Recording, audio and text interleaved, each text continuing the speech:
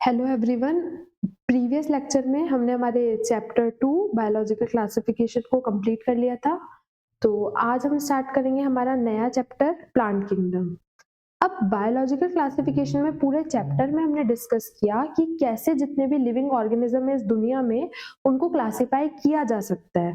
इसके लिए अलग-अलग टाइम पर अलग-अलग क्लासिफिकेशन सिस्टम्स आए और फिर हमने देखा कि जो सबसे ज्यादा एप्रोप्रिएट क्लासिफिकेशन सिस्टम आया वो था 5 किंगडम क्लासिफिकेशन।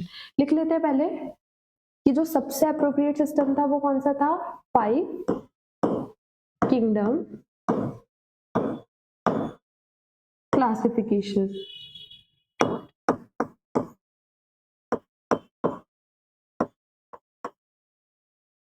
अगर बात करें 5 किंगडम क्लासिफिकेशन की तो ये दिया था 1969 में साइंटिस्ट आर.एच. विटेकर ने। किसने दिया था? साइंटिस्ट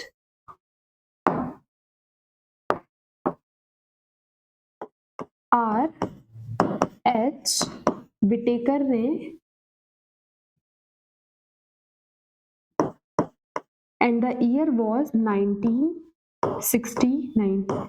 यही वो क्लासिफिकेशन का सिस्टम है जो कि सबसे ज्यादा एक्सेप्टेड है, सबसे ज्यादा पॉपुलर है।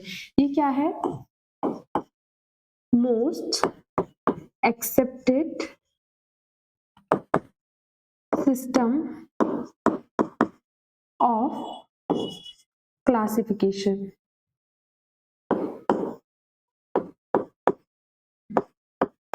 ये हमने चैप्टर 2 में भी डिस्कस कर लिया था।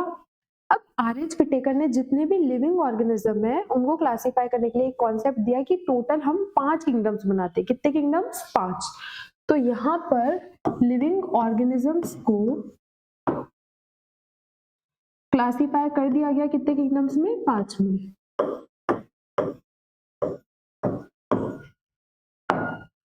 अब वो किंगडम्स के नेम लिख लेते हैं।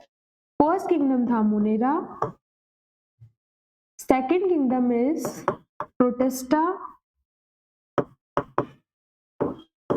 Third is fungi, fourth is plantae and fifth is animalia.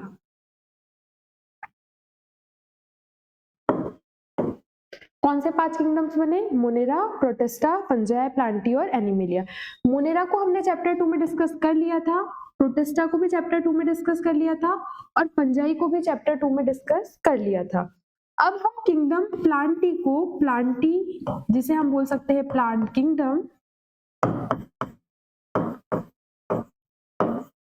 उसको डिस्कस करेंगे इस चैप्टर में, चैप्टर 3 में।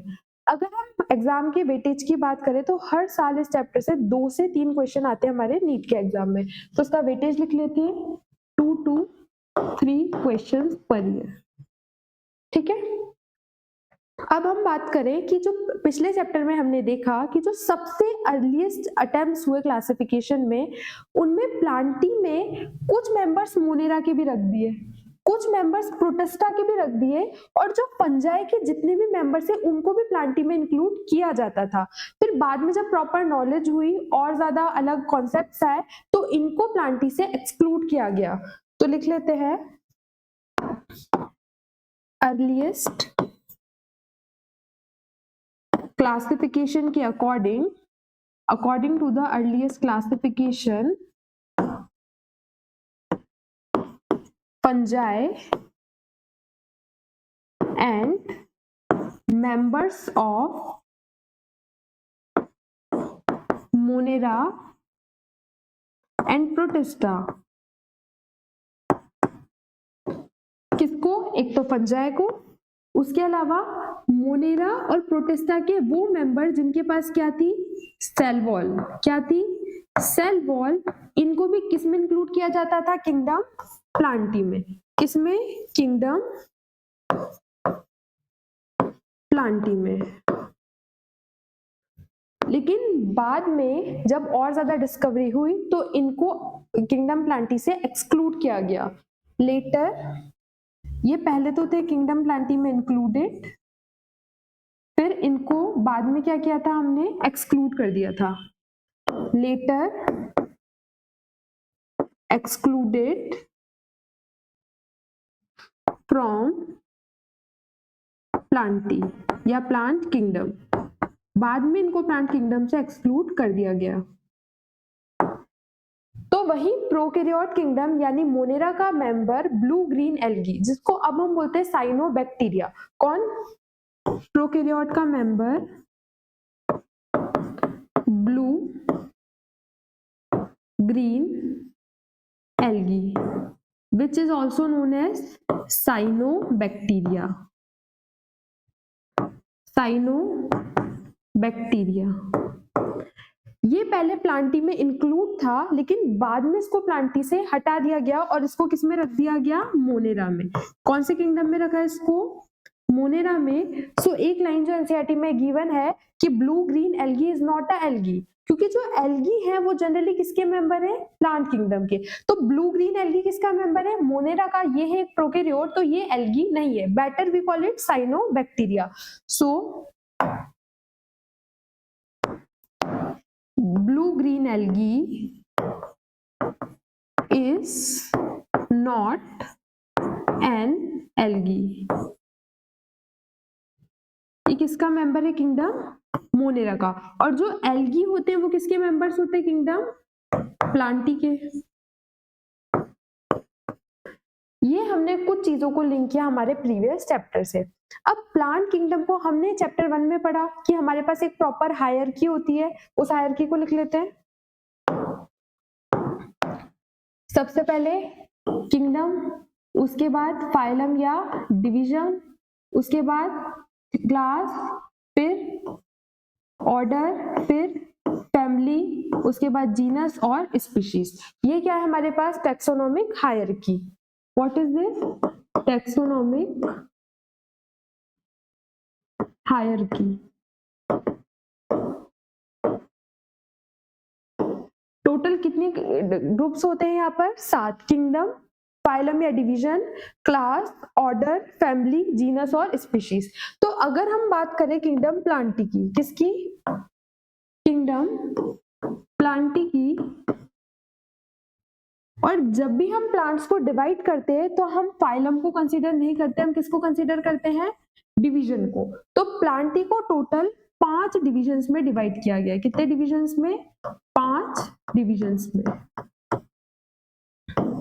According to the taxonomic hierarchy किसी भी किंगडम को फर्दर डिवाइड किया जाता है फाइलम या डिवीजन में।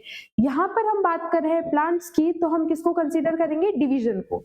तो प्लांटी को टोटल 5 डिविजन्स में बांटा गया है। और वो डिविजन्स कौन से हैं? Algae, bryophyta, algae, bryophyta. Third है हमारे पास टेरिडोफाइटा, टेरिडोफाइटा। फोर्थ है जिम्नोस्पर्म, जिम्नोस्पर्म। एंड फिफ्थ है एंजियोस्पर्म्स, एंजियोस्पर्म्स। किंगडम प्लांटी को टोटल 5 डिविजन्स में डिवाइड किया गया है, that are algae, bryo, pterido, gymno and angio. इस चैप्टर में हमें इन्हीं 5 डिवीजन के फीचर्स, फर्दर डिविजन्स, इनके एग्जांपल्स, इसी को ब्रीफली क्या करना है? डिस्कस करना है। अब जब किंगडम प्लांटी को 5 डिवीजन में डिवाइड करना था तो ये इतना इजी नहीं था। इसको डिवाइड करने के लिए हमारे पास अलग अलग टाइम पर अलग अलग साइंटिस्ट ने दिए क्लासिफिकेशन सिस्टम। तो अब हम उनको डिस्कस करते हैं। नेक्स्ट हेडिंग है हमारी systems of classification. Systems of classification. Plantae को डिवाइड करने के लिए, प्लांटी को कैटेगराइज करने के लिए हमारे पास टोटल 3 सिस्टम्स है। कितने सिस्टम्स है? 3।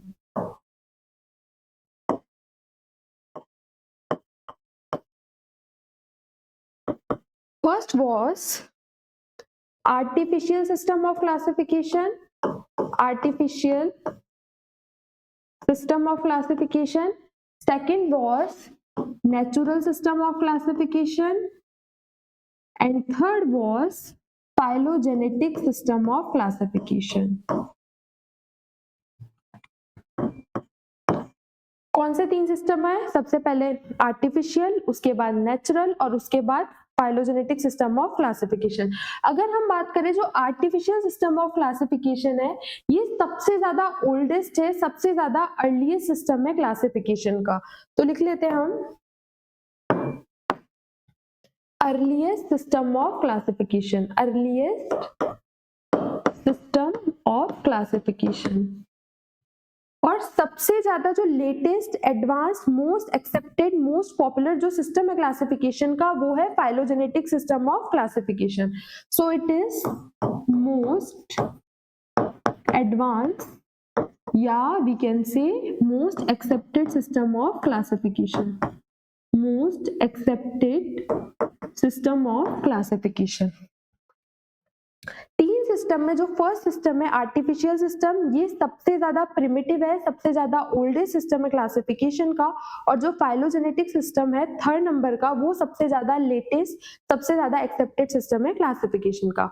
अब हम डिस्कस करते हैं फर्स्ट सिस्टम को, आर्टिफिशियल सिस्टम ऑफ क्लासिफिकेशन। अब हम आर्टिफिशियल सिस्टम की बात करें तो ये बेस था नेचुरल सुपरफिशियल कैरेक्टर्स पे। किस पे बेस था? Superficial character.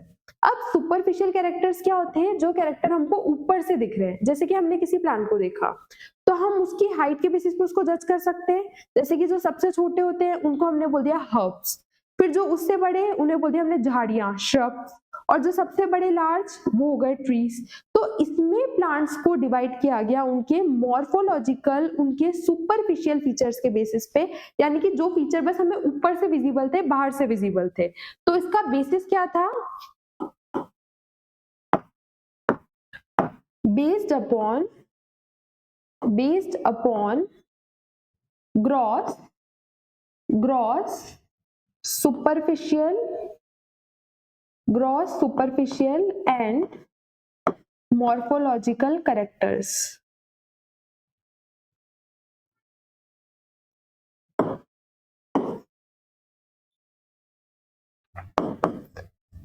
Artificial system base था ग्रॉस, सुपरफिशियल और मॉर्फोलॉजिकल कैरेक्टर्स पे।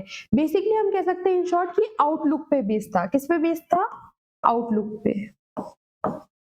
अब वो कैरेक्टर्स कौन कौन से थे? जैसे कि हो गया हैबिटेट या हैबिट, उसके बाद कलर, उसके बाद शेप या नंबर ऑफ लीव्स। वो कैरेक्टर कौन कौन से थे?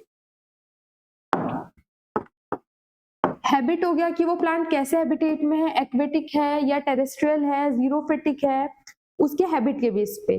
प्लांट के कलर के बेस पे, उसकी लीफ की शेप के बेसिस पे, उसकी लीफ के नंबर पे बेसिस पे। ये थे कुछ मॉर्फोलॉजिकल या we can say superficial characters जिनके बेसिस पे प्लांट्स को डिवाइड कर दिया गया। किसमें? आर्टिफिशियल सिस्टम ऑफ क्लासिफिकेशन में। इसमें प्लांट्स के वेजिटेटिव कैरेक्टर्स पर भी फोकस किया गया। वेजिटेटिव कैरेक्टर्स मतलब रूट, लीफ और स्टेम पर। किस पर फोकस किया गया इसमें? प्लांट के वेजिटेटिव कैरेक्टर्स पर। वेजिटेटिव कैरेक्टर्स कौन से होते हैं? रूट, लीफ या स्टेम से रिलेटेड कैरेक्टर। प्लांट के वेजिटेटिव पार्ट से रिलेटेड कैरेक्टर्स को हम बोलते हैं वेजिटेटिव कैरेक्टर्स। आर्टिफिशियल सिस्टम में ही सबसे ज्यादा इंपॉर्टेंट कंट्रीब्यूशन आता है साइंटिस्ट लिनियस का। लिनियस ने प्लांट के सेक्सुअल कैरेक्टर को भी कंसीडर किया और वो सेक्सुअल कैरेक्टर था नंबर ऑफ स्टेमन, इसलिए उसको बोल दिया sexual system of classification. So next point है हमारे पास, साइंटिस्ट लिनियस ने दिया sexual system of classification, sexual system of classification. Sexual system में क्या किया उन्होंने? कौन सा सेक्सुअल कैरेक्टर कंसीडर किया? स्टेमन का नंबर। प्लांट में स्टेमन या वी कैन से एंड्रोशियम के नंबर को उन्होंने कंसीडर किया, जो कि प्लांट का मेल सेक्सुअल पार्ट है, मेल रिप्रोडक्टिव ऑर्गन है, इसलिए इसको हमने बोल दिया सेक्सुअल सिस्टम ऑफ क्लासिफिकेशन। इन्होंने किसको कंसीडर किया? एंड्रोशियम स्ट्रक्चर को, एंड्रोशियम स्ट्रक्चर को, या फिर we can say number of stamen को, नंबर ऑफ स्टेमन को। लिनियस ने एंड्रोशियम स्ट्रक्चर या नंबर ऑफ स्टेमन को भी कंसीडर किया और इसीलिए इसको हमने बोल दिया सेक्सुअल सिस्टम ऑफ क्लासिफिकेशन। अब जो आर्टिफिशियल सिस्टम था इसमें हमारे पास बहुत सारे ड्रॉबैक सामने आए। इसमें क्या हुआ, जितनी भी क्लोजली रिलेटेड स्पीशीज थी वो आपस में अलग हो गई। बल्कि कॉन्सेप्ट क्या बोलता है कि जितनी भी क्लोजली रिलेटेड स्पीशीज हैं या जो मिलती जुलती स्पीशीज हैं उनको एक साथ एक ही ग्रुप में होना चाहिए, बट इस सिस्टम के अकॉर्डिंग जितनी भी क्लोजली रिलेटेड स्पीशीज थी वो आपस में सेपरेट हो गई। तो इसके ड्रॉबैक क्या थे? It separated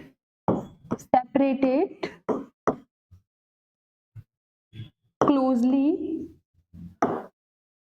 related species। इसमें क्या हुआ, क्लोजली रिलेटेड स्पीशीज को क्या हुआ, सेपरेट कर दिया गया। उसके बाद यहाँ पर वेजिटेटिव कैरेक्टर यानी रूट, लीफ, स्टेम और सेक्सुअल कैरेक्टर, जैसा कि हमने देखा स्टेमन का स्ट्रक्चर, इन सबको दिया गया equal weightage, equal importance. Next drawback क्या था? Equal weightage to sexual and vegetative characters. यहां पर सेक्सुअल या वेजिटेटिव कैरेक्टर्स को क्या हुआ, इक्वल वेटेज दे दिया।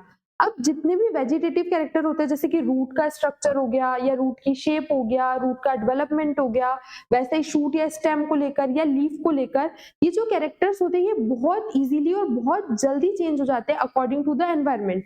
तो जब भी हम कोई क्लासिफिकेशन सिस्टम को क्लासिफिकेशन कर रहे हैं तो अगर हम उसमें ज्यादा इंपॉर्टेंस दे रहे हैं वेजिटेटिव कैरेक्टर को तो क्लासिफिकेशन सिस्टम ऑथेंटिक नहीं रहता। वहां पर ऑब्वियसली जब एनवायरनमेंट चेंज होगा, कंडीशंस चेंज होंगी, तो वो कैरेक्टर्स क्या हो जाएंगे, चेंज, और फिर वो सिस्टम को भी हमें बार बार क्या करना पड़ेगा, मॉडिफाई। तो इसका सबसे बड़ा रीजन क्या था?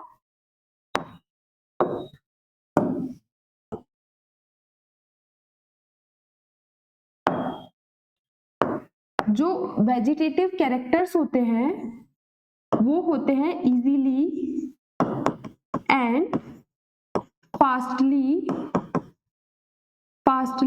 Change with environment. वो एनवायरनमेंट के साथ बहुत इजीली और बहुत फास्टली क्या होते हैं, चेंज हो जाते हैं। तो जो हमारे सिस्टम में वो ऑथेंटिक नहीं रहेगा, वो ढंग से डिवीजन को या क्लासिफिकेशन को शो नहीं कर पाएगा। ये था हमारा first classification system, artificial system of classification.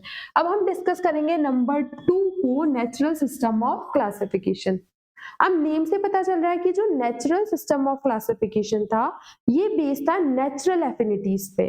Natural affinities basically क्या होती है, एक्सटर्नल कैरेक्टर और इंटरनल कैरेक्टर।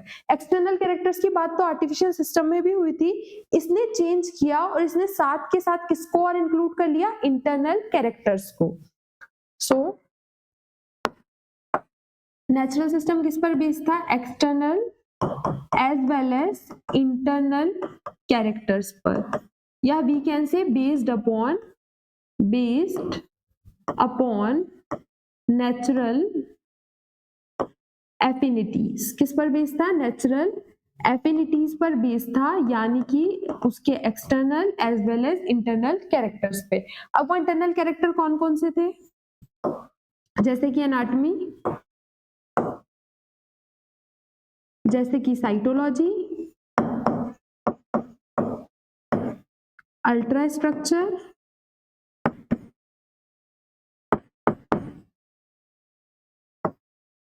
या phytochemistry.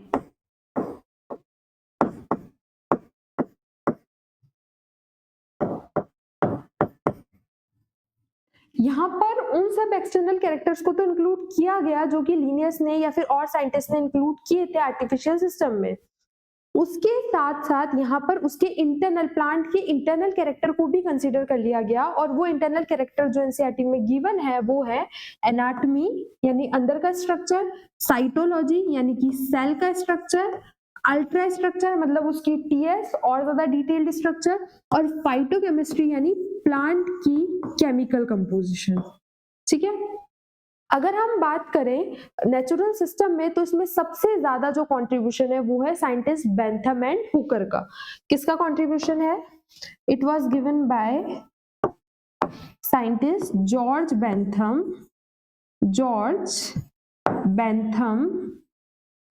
And Joseph Dalton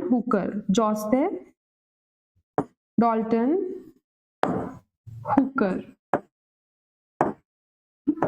artificial में हमने किसका नेम पढ़ा था? लिनियस का। नेचुरल में George Bentham and Joseph Dalton Hooker, इसलिए इसको हम शॉर्ट में बोल देते हैं sometimes Bentham and Hooker classification. क्या बोल देते हैं हम इसको? Bentham and Hooker classification. अब जो प्रॉब्लम आर्टिफिशियल सिस्टम में थी कि वहां पर इंटरनल कैरेक्टर्स को तो कोई वैल्यू ही नहीं दी, कोई इंपॉर्टेंस ही नहीं दी, कोई प्लेस ही नहीं दी, वो प्रॉब्लम यहाँ पर दूर हो गई। बट इस क्लासिफिकेशन सिस्टम के साथ जो इशू था, जो ड्रॉबैक था, वो था कि इसमें इवोल्यूशन को कोई भी प्लेस नहीं दिया गया, इवोल्यूशन को कंसीडर ही नहीं किया गया। तो इसका ड्रॉबैक क्या था? Not based upon evolutionary relationship, not based upon evolutionary relationship।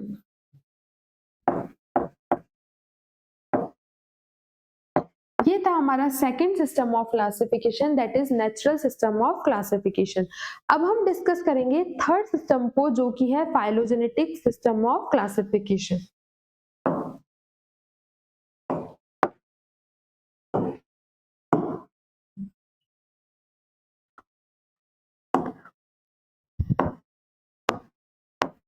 अब जब भी क्लासिफिकेशन सिस्टम इवॉल्व हुआ, जैसे पहले हमारे पास आर्टिफिशियल आया, देन नेचुरल आया, फिर फाइलोजेनेटिक आया, तो जैसे जैसे नए सिस्टम्स आते हैं ना, तो पुरानों की कमियां दूर हो जाती है। जैसे कि नेचुरल ने क्या किया, इंटरनल कैरेक्टर्स को भी इंक्लूड कर दिया। अब जो सबसे बड़ा ड्रॉबैक हमने इन दो क्लासिफिकेशंस पे देखा, वो बेसिकली क्या है कि यहाँ पर इवोल्यूशनरी रिलेशनशिप या इवोल्यूशन को कोई भी वैल्यू नहीं दे रहे, कोई भी इंपॉर्टेंस नहीं दे रहे। तो जो फाइलोजेनेटिक सिस्टम क्लासिफिकेशन था, ये मोस्ट एक्सेप्टेड इसीलिए है क्योंकि ये बेस्ड है इवोल्यूशनरी रिलेशनशिप यानी फाइलोजेनी के ऊपर। किस पर बेस्ड है ये? Based upon phylogeny. नेम से पता चल रहा है phylogenetic means based upon phylogeny. And what is phylogeny? Evolutionary relationship. Evolutionary relationship।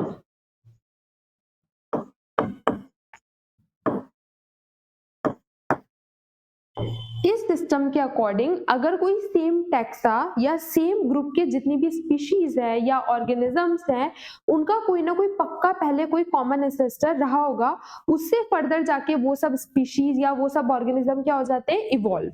तो इसके according all organism belonging to a common या same taxa must have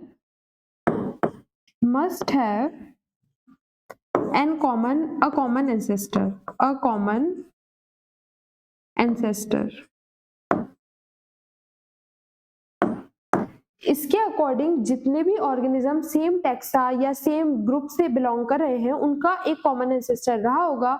evolution के बाद अलग अलग स्पीशीज उससे डेवलप हो गई होंगी। इसमें जो सबसे ज्यादा कंट्रीब्यूशन था वो थे साइंटिस्ट एंगलर एंड प्रांटल का।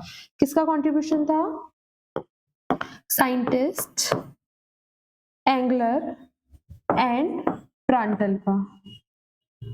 और ये मोस्ट एक्सेप्टेड क्यों है? अभी हमने लिखा क्योंकि किस पर बेस्ड है? फाइलोजेनी या इवोल्यूशनरी रिलेशनशिप पर, इसलिए ये क्या है? मोस्ट एडवांस या मोस्ट एक्सेप्टेड क्लासिफिकेशन का सिस्टम है। तो ये हमने डिस्कस किए हमारे 3 क्लासिफिकेशन के सिस्टम। कौन कौन से? आर्टिफिशियल, नेचुरल और फाइलोजेनेटिक। अब जैसे जैसे हम क्लासिफिकेशन को और ज्यादा ब्रॉड करना चाहते हैं, तो अगर हमारे पास कोई प्रीवियस इंफॉर्मेशन नहीं है फॉसिल्स नहीं है, तो जो क्लासिफिकेशन है उसमें बहुत ज्यादा क्या हो जाती है, डिफिकल्टी। तो उस डिफिकल्टी को दूर करने के लिए हम और भी अदर सोर्सेस को भी क्लासिफिकेशन में यूज करते हैं। जैसे कि अगर हमारे पास suppose fossils not available, fossils क्या होते हैं, डेड रेमिनेंट्स। अब फॉसिल्स नहीं है तो उससे क्या होता है, डिफिकल्टी इन क्लासिफिकेशन, क्लासिफिकेशन में क्या हो जाती है, डिफिकल्टी।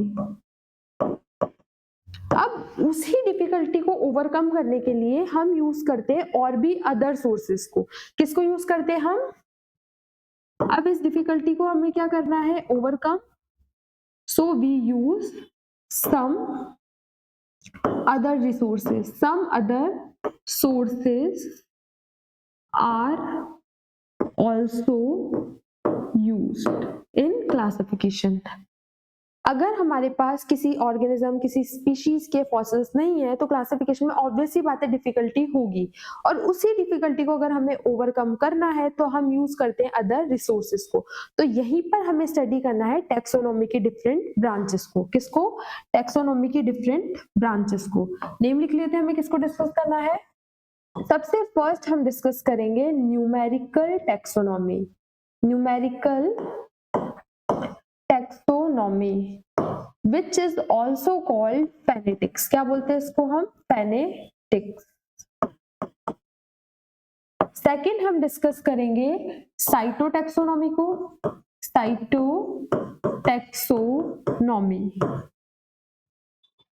और थर्ड हम डिस्कस करेंगे कीमोटैक्सोनॉमी को। किसको, कीमोटैक्सोनॉमी को। अब बेसिकली टैक्सोनॉमी है क्या, टैक्सोनॉमी हमने चैप्टर 1 में डिस्कस किया था कि साइंस की वो ब्रांच है जो कि ऑर्गेनिज्म के क्लासिफिकेशन, आइडेंटिफिकेशन और नॉमेनक्लेचर को डील करती है। अब हमें प्लांट को यहाँ पे क्लासिफाई करना है तो हम किसको यूज करेंगे, टैक्सोनॉमी को। अलग अलग टाइप के टैक्सोनॉमी, जैसे कि न्यूमेरिकल टैक्सोनॉमी, सेकंड नंबर पर साइटोटैक्सोनॉमी और थर्ड नंबर पर कीमोटैक्सोनॉमी। तो हम बात करते हैं first type of taxonomy, that is numerical taxonomy या फेनेटिक्स। अब न्यूमेरिकल टैक्सोनॉमी क्या होती है, इट इज बेस्ड अपॉन, इसका बेसिस क्या है, based upon all observable characters. It is based upon all observable characters. Plant के जितने भी कैरेक्टर्स को हम ऑब्जर्व कर पा रहे हैं उन सब को इंक्लूड करती है कौन, न्यूमेरिकल टैक्सोनॉमी या फेनेटिक्स। इसमें क्या होता है, न्यूमेरिकल नेम से पता चल रहा है, नंबर्स आएंगे। इसमें हर एक कैरेक्टर को एक कोड दे देते हैं, हर एक कैरेक्टर को क्या दे देते हैं, एक कोड। तो इसमें क्या होता है, each character is given a number या कोड। हर कैरेक्टर को हमने क्या दे दिया, एक नंबर या कोड। इसमें जितने भी ऑब्जर्वेबल कैरेक्टर्स हैं उनको इंक्लूड किया गया और हर एक कैरेक्टर को दे दिया नंबर या कोड, और उसी कोड के बेसिस पे क्या की जाती है, डेटा एनालिसिस। उसी कोड के बेसिस पे क्या की जाती है, डेटा एनालिसिस, और यही डेटा हमको मदद किसमें करता है, क्लासिफिकेशन में। अगर हम बात करें न्यूमेरिकल टैक्सोनॉमी में तो इसमें सबसे ज्यादा जितने ऑब्जर्वेबल फीचर्स हैं उनको इंक्लूड कर लिया गया। हर एक फीचर को एक नंबर या कोड असाइन कर दिया गया, उसके बेसिस पे डेटा तैयार किया और उसी डेटा के बेसिस पे फर्दर किया गया क्लासिफिकेशन। अगर न्यूमेरिकल टैक्सोनॉमी के एडवांटेज की बात करें तो इसमें नंबरिंग दी, तो हर एक कोड को इक्वल वेटेज दिया है, और नंबरिंग के बेसिस पे स्टडी करना इतना इजी हो गया कि एक साथ 100 और 1000 कैरेक्टर्स को भी हम एक साथ स्टडी कर पा रहे थे। तो इसके एडवांटेज क्या है, एडवांटेज या मेरिट्स थे, each character gets equal weightage, each character gets equal weightage। हर एक कैरेक्टर को इक्वल वेटेज मिल रहा है, जैसा कि हमने आर्टिफिशियल सिस्टम में देखा था, वहां पे वेजिटेटिव कैरेक्टर्स को ज्यादा वेटेज दे रहे थे, सेक्सुअल कैरेक्टर्स को कम वेटेज दे रहे थे। तो यहाँ पर ऐसा कुछ नहीं है, यहाँ पे हर एक कैरेक्टर को दिया जा रहा है इक्वल वेटेज, यानी बराबर का हिस्सा। नेक्स्ट है हमारे पास, यहाँ पर हम नंबर से स्टडी करना इतना इजी हो गया कि we can study hundreds of character together, hundreds of character together। यहाँ पर हम 100 कैरेक्टर को भी एक साथ स्टडी कर सकते हैं। ये थी हमारी फर्स्ट टेक्सोनॉमी, न्यूमेरिकल टेक्सोनॉमी। अब सेकंड ब्रांच आती है cyto taxonomy. Name is indicating cyto, मतलब इसमें बात होगी सेल की, प्लांट की सेल के बेसिस पे सेल को स्टडी किया जाता है और उसके बेसिस पे उसको किया जाता है क्लासिफाई। तो it was based upon structure of cell, structure of cell. अब स्ट्रक्चर ऑफ सेल में भी कौन से कैरेक्टर्स, जैसे कि क्रोमोसोम, क्रोमोसोम का स्ट्रक्चर,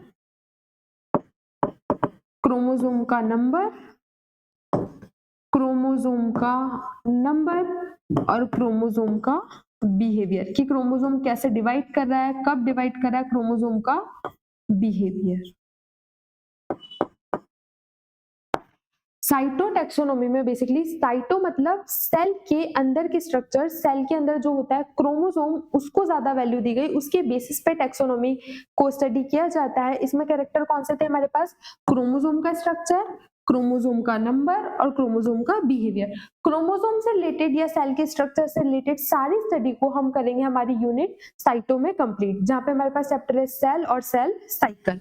इसको हम कहां पे स्टडी करेंगे, चैप्टर सेल में और सेल साइकिल में। अभी के लिए हमें बस इतना याद रखना है कि जो साइटोटैक्सोनॉमी थी, it was based upon chromosome number, chromosome structure and chromosome behaviour. अब थर्ड टैक्सोनॉमी की ब्रांच आती है हमारे पास chemotaxonomy. Chemotaxonomy, chemo stands for chemicals. Chemo मतलब क्या होता है, केमिकल्स। कीमोटैक्सोनॉमी में बेसिकली स्टडी किया जाता है प्लांट्स के अंदर के केमिकल कॉन्स्टिट्यूएंट को। किसको स्टडी किया जाता है, chemical constituent, chemical constituent of plants. और वो केमिकल कॉन्स्टिट्यूएंट बेसिकली कौन से केमिकल्स हो सकते हैं, जैसे कि डीएनए हो गया, आरएनए हो गया, या अमीनो एसिड्स हो गए, या डीएनए के अंदर प्रेजेंट न्यूक्लियोटाइड्स हो गए। अब इन सब मॉलिक्यूल्स को, इन सब केमिकल्स को हम स्टडी करेंगे हमारे चैप्टर बायोमॉलिक्यूल्स में। किसमें स्टडी करेंगे, बायोमॉलिक्यूल्स में, कि इन सब मॉलिक्यूल्स का स्ट्रक्चर कैसा होता है, फंक्शन कैसा होता है, बनते कैसे, ओरिजिन कैसे हुई, इन सबको हमें पढ़ना है बायोमॉलिक्यूल में। अभी हमें बस इतना याद रखना है कि कीमोटैक्सोनॉमी में हम प्लांट के केमिकल कॉन्स्टिट्यूएंट के बेसिस पर डिवीजन करते हैं। तो ये हमने डिस्कस किया टैक्सोनॉमी की तीनों ब्रांचेस को, कौन कौन सी, न्यूमेरिकल टैक्सोनॉमी, उसके बाद हमने डिस्कस की साइटोटैक्सोनॉमी, और उसके बाद हमने डिस्कस की कीमोटैक्सोनॉमी। आज हमने हमारे प्लांट किंगडम को स्टार्ट किया है और उसका एक ओवरव्यू लिया है कि कैसे फर्दर उसको डिवाइड किया गया। नेक्स्ट लेक्चर में हम फर्दर हमारी जो फर्स्ट डिवीजन है एल्गी, उसको स्टार्ट करेंगे। Thank you.